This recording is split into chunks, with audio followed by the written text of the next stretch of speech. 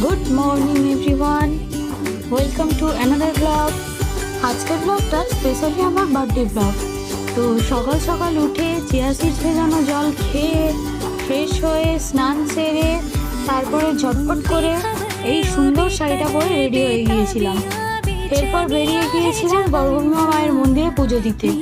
মন্দিরে গিয়ে পুজো দিয়ে পুষ্পাঞ্জলি দিয়ে মায়ের দর্শন করে এরপর প্রসাদ নিয়ে আমরা চলে গিয়েছিলাম শ্রী মহাপ্রভুজির মন্দিরে।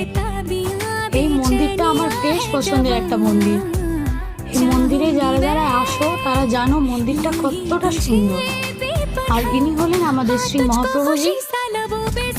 এরপর ওখান থেকে বাড়ি ফিরে একটু রেস্ট নিয়ে আবার রেডি হয়ে বেরিয়ে পড়েছিলাম লাঞ্চের জন্য। লাঞ্চ করতে আমরা গিয়েছিলাম বন্ধুচলে। এখানে অ্যাম্বিয়েন্সটা এতটা সুন্দর, তোমরা নিজেরাই ভিডিওতে দেখতে পাচ্ছ। লাঞ্চের জন্য অর্ডার করা হয়েছিল ননভেজ থালি। তো আমরা দুজন মিলে থালিটা কমপ্লিট করলাম। এরপর বাড়ি ফিরে এলাম।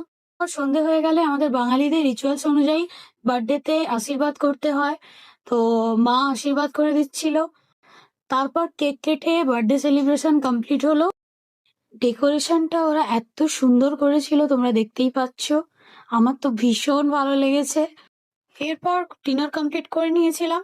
ডিনারে ছিল লুচি, ছোলার ডাল, মিষ্টি। এরপর এত টায়ার্ড হয়ে গিয়েছিলাম যে ঘুমিয়ে পড়েছিলাম। আর এখানেই আজকের এই ব্লগটা শেষ হলো। Good night, tata.